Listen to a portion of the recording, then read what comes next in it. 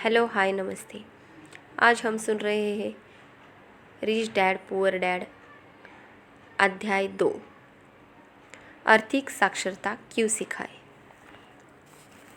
हम लगभग 3.5 दशक बाद रॉबर्ट और माइक से दोबारा मिलते हैं। माइक ने अपने पिता की कंपनी की बागडोर संभाल ली है और अमीर डैडी से भी अच्छा प्रदर्शन कर रहे हैं। जहाँ तक रॉबर्ट का प्रश्न है, वे 1994 में 47 वर्ष की उम्र में रिटायर हो चुके हैं। उनकी और उनकी पत्नी की दौलत अपने आप बढ़ रही है, जैसे कोई गहरी जड़ों वाला वृक्ष बढ़ता है। वे 1923 की एक मीटिंग की कहानी बताते हैं, जिसमें उस युग के महानतम लीडर्स और सबसे अमीर व्यवसायियों ने हिस्सा लिया था, जो सबसे बड़ी स्टील और गैस कंपनी के स्वामी थे, जो न्यूयॉर्क स्टॉक एक्सचेंज चलाते थे और जो राष्ट्रपति हार्डिंग्स की कैबिनेट में थे। 25 साल बाद उनमें से ज़्यादातर के जीवन का दुखद अंत हुआ था और वे या तो दिवालिया थे, निर्वासित थे या फिर जेल में थे। संभवतः 1929 के स्टॉक क्रैश और महामंदी ने उनके दुर्भाग्य में भूमिका निभाई थी, लेकिन आज हम उनसे भी ज़्यादा उथल पुथल और परिवर्तन वाले युग में जी रहे हैं। हमारे बचाव के लिए पैसे से ज़्यादा ज़रूरी है शिक्षा और सीखने की योग्यता। महत्वपूर्ण बात यह नहीं है कि आप कितना कमाते हैं, बल्कि यह है कि आप कितना रखते हैं और आप इसे कितनी पीढ़ियों तक रखते हैं। इसलिए जब लोग रॉबर्ट से पूछते हैं कि अमीर होने की शुरुआत कहाँ से करें, तो वे उन्हें वही जवाब देते हैं जो उनके अमीर डैडी ने उन्हें दिया था। अगर आप अमीर बनना चाहते हैं तो आपको वित्तीय दृष्टि से साक्षर बनने की ज़रूरत है। रॉबर्ट बताते हैं कि कई लोग किसी छोटे घर के लिए बनी नींव पर अट्टालिका खड़ी करने की कोशिश करते हैं। चूँकि बच्चे बहुत कम वित्तीय शिक्षा के साथ कॉलेज से निकलते हैं, इसलिए वे अपने वयस्क जीवन की शुरुआत अमेरिकी सपने का पीछा करते हैं, लेकिन खुद को गहरे कर्ज में पाते हैं। बाहर निकलने का उन्हें जो एकमात्र तरीका दिखाई देता है वह है अमीर बनने की रणनीति। लेकिन उस वित्तीय साक्षरता की पृष्ठभूमि के बिना उनके प्रयास किसी कमज़ोर नींव पर अट्टालिका तानने जैसे होते हैं और एम्पायर स्टेट बिल्डिंग बनाने के बजाय वे अंततः लीनिंग टावर ऑफ सबर्बिया बनाते हैं। रॉबर्ट और उनके बचपन के मित्र माइक को उनके अमीर डैडी की शिक्षा की बदौलत एक मजबूत बुनियाद मिली थी, जो अट्टालिका बनाने लायक थी।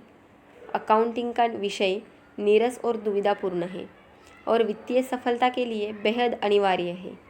अमीर डैडी ने दोनों लड़कों को इसे सिखाते हुए समय सरलता के लिए केवल चित्रों का इस्तेमाल किया।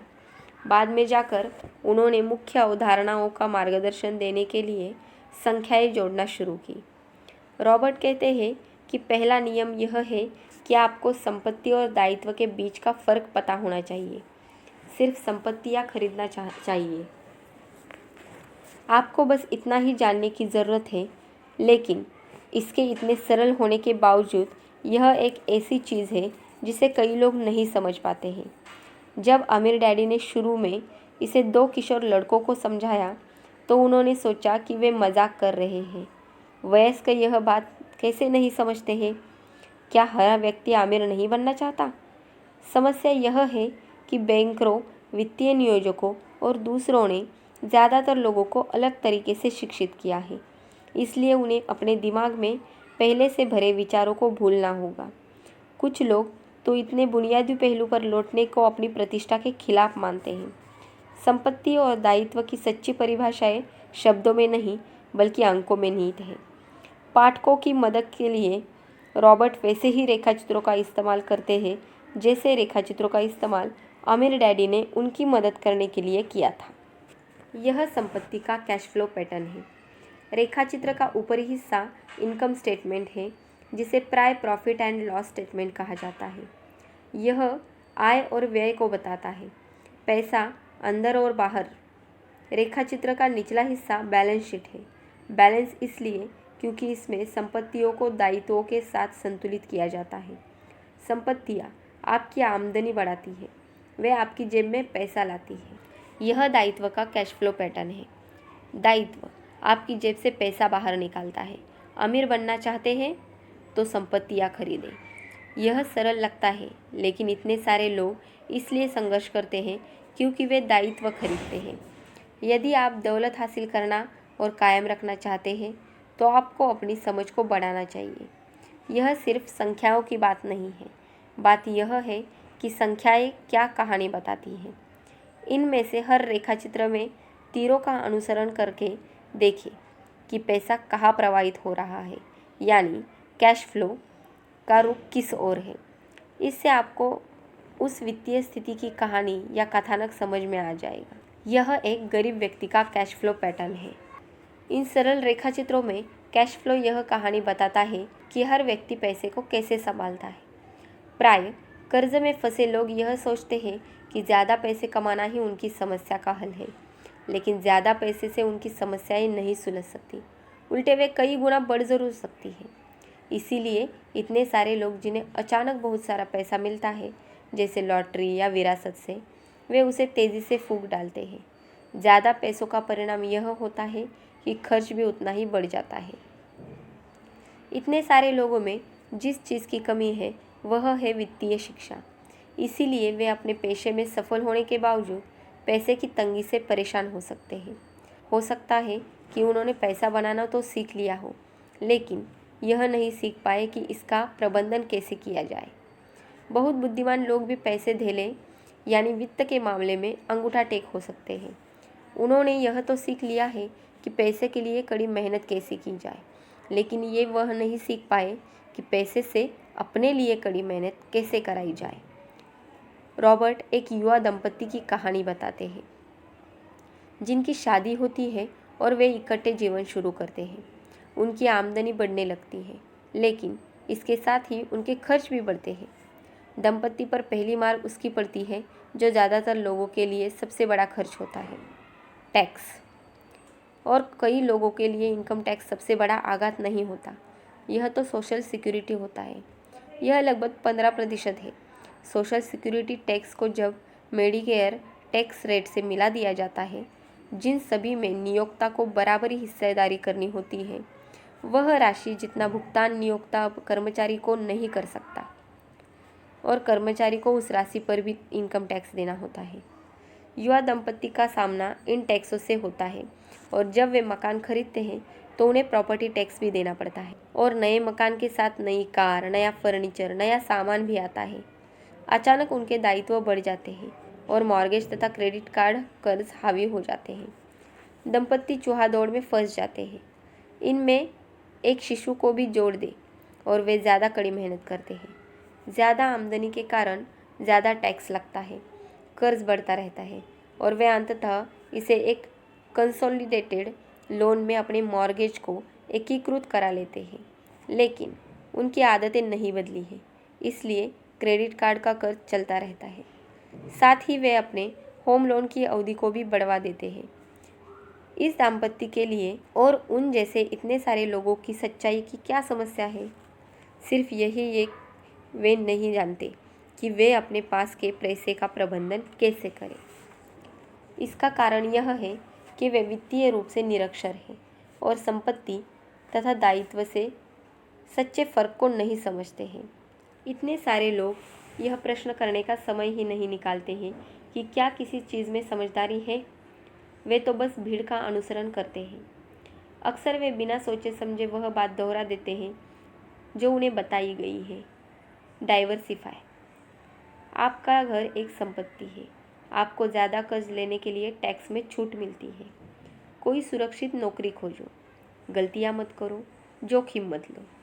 रॉबर्ट और माइक ने आमिर डैडी के साथ मीटिंग में बहुत सारा समय गुजारा था। आमिर डैडी जिन बुद्धिमान लोगों से खुद को घेरे रहते थे, उनसे उन लड़कों ने भी बहुत कुछ सीखा था। इसका परिणाम यह हुआ कि उन्होंने उनके स्कूल में सिखाई जाने वाली मानक रूढ़ियों पर प्रश्न करना सीखा।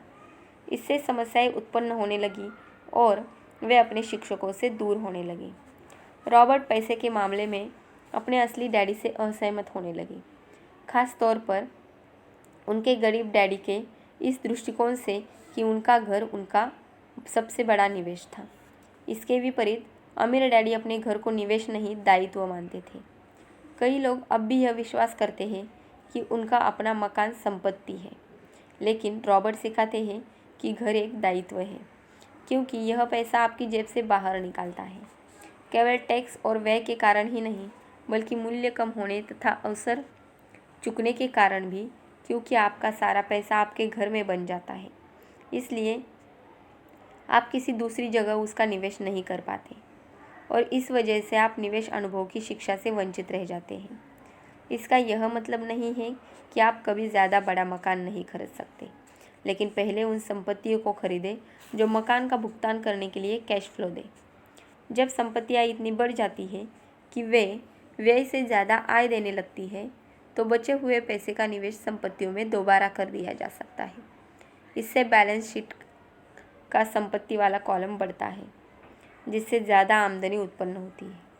परिणाम यह होता है कि जो अमीर लोग संपत्तियों और दायित्वों के फ़र्क को समझ लेते हैं, वे ज़्यादा अमीर बन जाते हैं। मध्य वर्ग चूहा दौड़ में अटका रहता है, क्योंकि वह आमदनी उत्पन्न करने वाली संपत्तियों में निवेश करने के बजाय अपने घर को संपत्ति मानता रहता है। वह इसलिए भी अटका रहता है क्योंकि उसका वेतन उसकी आय का मुख्य स्रोत है, और जब उसकी आय बढ़ती है तो उसके टैक्स भी बढ़ जाते हैं। कई लोग म्यूचुअल फंड में निवेश करते हैं, अपने खाते संभालने के लिए मैनेजर को पैसे देते हैं, क्योंकि उनके पास यह करने के लिए समय या विशेषज्ञता नहीं होती। वे महसूस करते हैं कि म्यूचुअल फंड खेल को सुरक्षित तरीके से खेल रहा है, और उन्हें इसलिए सुरक्षित खेलना है क्योंकि उनकी बैलेंस शीट संतुलित नहीं है।